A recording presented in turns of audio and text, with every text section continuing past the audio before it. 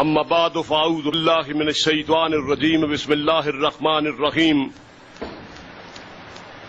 ما کان محمد ابا احد من رجالکم ولکن رسول اللہ وخاتم النبیین قال رسول اللہ صلی اللہ تعالی علیہ وآلہ وسلم انا خاتم النبیین لا نبی بعدی. بندگان خدا، عاشقان مصطفیٰ صلی اللہ علیہ وسلم،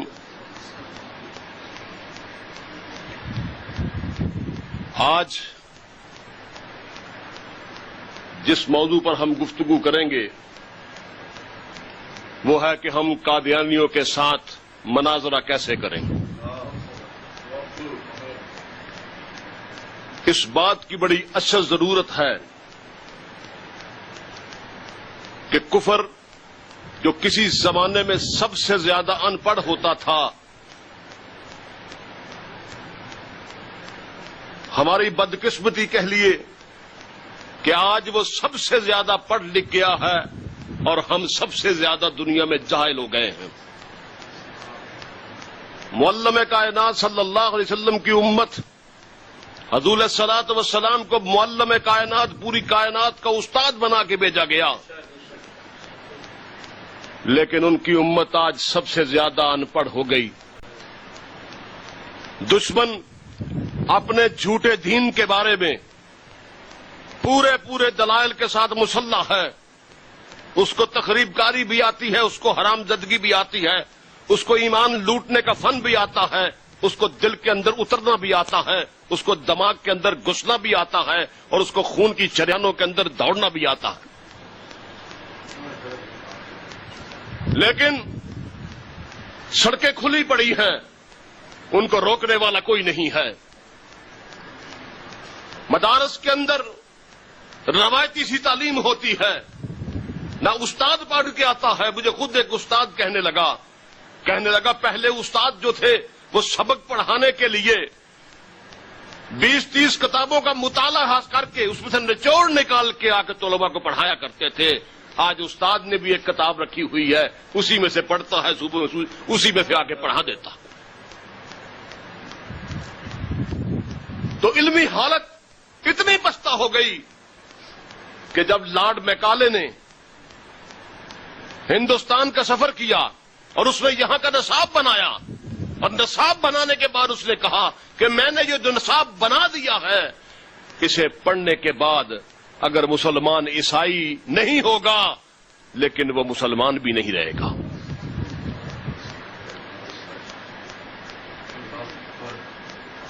آج وہی بات ہے.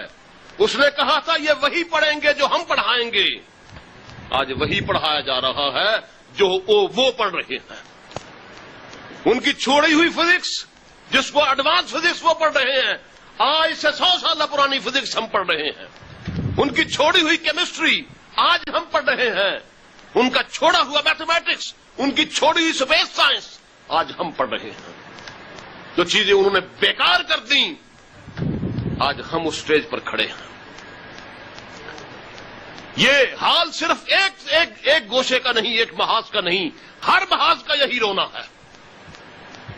یہ امت بانج ہو گئی، ان پڑھ ہو گئی، جاہل ہو گئی. یہ دکھ ہوا کہ جامعہ اشرفیہ لاہور میں 2 قادیانی آئے، لڑکے نوجوان. اندر آ کے انہوں نے کہا کہ ہم مناظرہ کرنا چاہتے ہیں، آئیے ہمارے ساتھ گفتگو کرنے والا تو لاؤ. ایک نے دوسرے کے کان میں کہا کوئی پتہ نہیں، دوسرے نے تیسرے کے کان میں کہا کوئی بولنے والا نہیں. ایک استاد کو پکڑ کے لائے، انہوں نے 2 منٹ میں پٹخڑیاں دے کے نیچے رکھا اس کو. وہ ہکلانے لگا. اور میں کہتا ہوں علمی طور پہ مار کھا گئے، ویسے جوتے مارتے ان کو. جب وہ دونوں باہر نکلے تو دونوں نے وکٹری کا نشان بنایا ہوا تھا، اور پوری جامعہ کے اندر جہاں سے لے کر ان کے باہر سڑک تک انہوں نے وکٹری کا نشان بنایا ہوا تھا. اس وکٹری کے نشان کو بھی کسی نے نہیں توڑا. اب وہ ہماری اور بھی بہت سی مثالیں ہیں. ہماری بہت سی جامعات کے اندر آ کر وہ تبلیغ کرتے ہیں، کہتے ہیں ہمارے ساتھ گفتگو کر لو. آگے گفتگو کرنے والا کوئی نہیں, پکڑنے والا کوئی نہیں. اچھا پڑھا لکھا ہمارا آدمی ہوتا ہے, ان کے سامنے بالکل وہ تھت تھت کر رہا ہوتا ہے. تو اسی رونے کو مد نظر رکھتے ہوئے کہ آج ہر قادیانی عورت مبلغہ ہے, آج ہر قادیانی بچہ مبلغ ہے, آج ہر قادیانی نوجوان قادیانی بوڑھا مبلغ ہے, لیکن ختم نبوت کے مبلغین آج نظر نہیں آتے. تو اسی رونے کو مد نظر رکھتے ہوئے بھائی جان نے مجھے حکم دیا, نسیم صاحب نے کہ اس موضوع پہ گفتگو کی جائے کہ اگر ان سے پالا پڑ جائے, ان سے واسطہ پڑ جائے تو کیسے بات کرنی ہے, کیسے پکڑنا.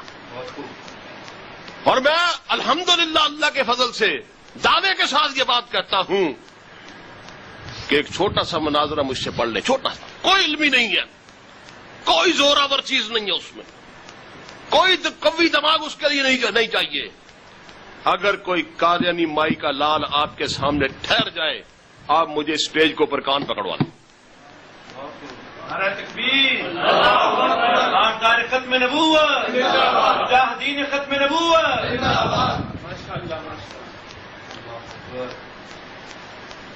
اور وہ مناظرہ ہم نے ترتیب دیا ہے, ایک سبزی بیچنے والے کے لیے, ایک رکشہ ڈرائیور کے لیے, ایک کلی کے لیے, ایک دکاندار کے لیے, ایک دفتر کے بابو کے لیے, اور ایک بڑے سے بڑے علامہ فہامہ کے لیے.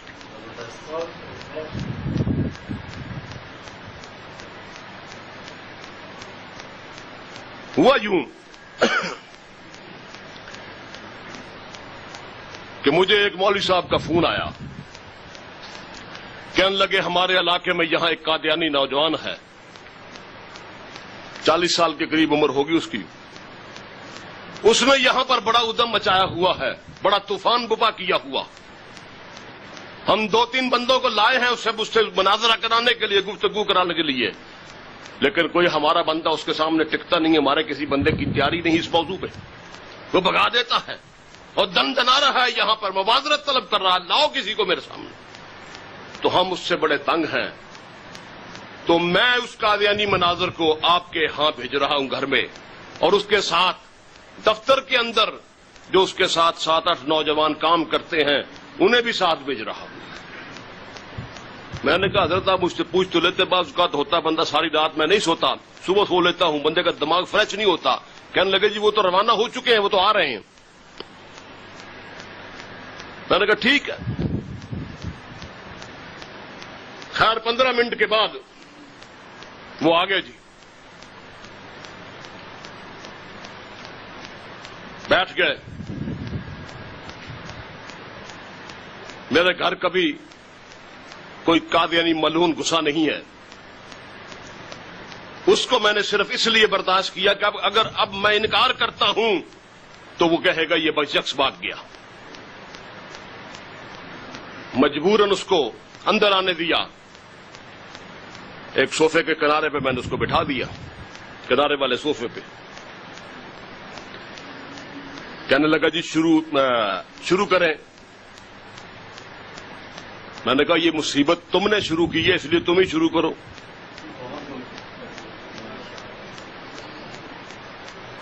اب وہ شروع ہو گیا جی.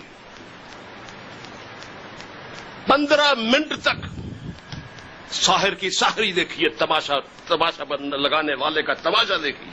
15 منٹ تک اس نے قرآن کی آیات پڑھی.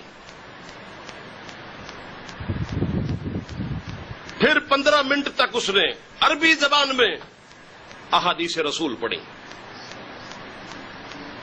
اور پھر 15 منٹ تک اس نے اقوال صحابہ, اقوال فقہا اور امت کے بڑے لوگوں کے فرمودات ختم نبوت کے بارے میں بتائے.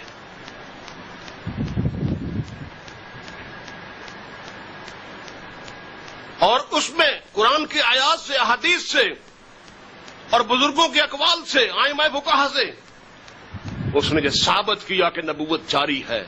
مرزا قادیانی اللہ کا نبی اور رسول ہے.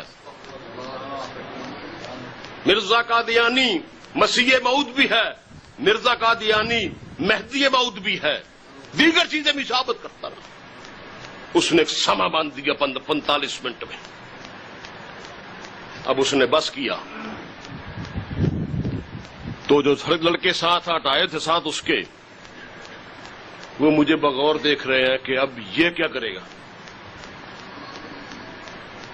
اس نے تو ایک جادو باندھ دیا فضا کے اوپر. الحمدللہ مجھے اس کا توڑ آتا تھا، ان دلائل کا رد آتا تھا، جو کذب بیانی تھی، جو کذب و افتراء تھا، اس کا توڑ آتا تھا.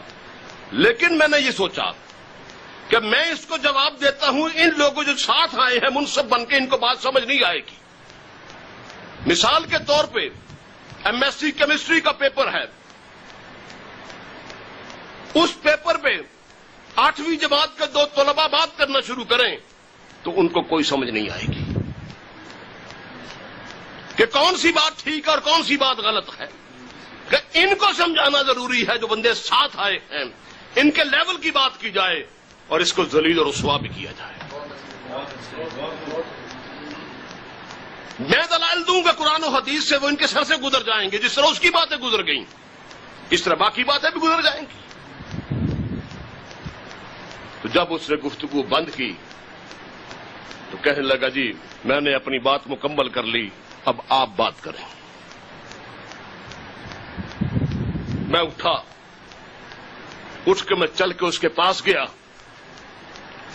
اور میں نے اٹھ کے اس کو بغور دیکھا، اوپر سے لے کر نیچے تک، دائیں بائیں دیکھا اس کو. واپس میں اپنی جگہ پہ بیٹھا. میں نے کہا تو قادیانی نہیں ہے، تو کوئی چوڑا ہے، ہندو ہے، سکھ ہے یا اور کوئی ملیچ قوم ہے تیری، تو قادیانی نہیں ہے، تو چوڑا ہے. جب میں نے چوڑا کہا تو بڑا پھدکا، یا مجھے چوڑا کہہ رہے ہیں. میں کہا تو قادیانی ہے ہی نہیں. کہنے لگا کیسے؟ میں نے کہا یہ میرے پاس کتاب پڑھیے سیرت المہدی، یہ مرزے کے بیٹے مرزا بشیر احمد نے لکھی ہے، جس کو مرزے نے کہا کہ میرا یہ بیٹا قمر الانبیاء ہے.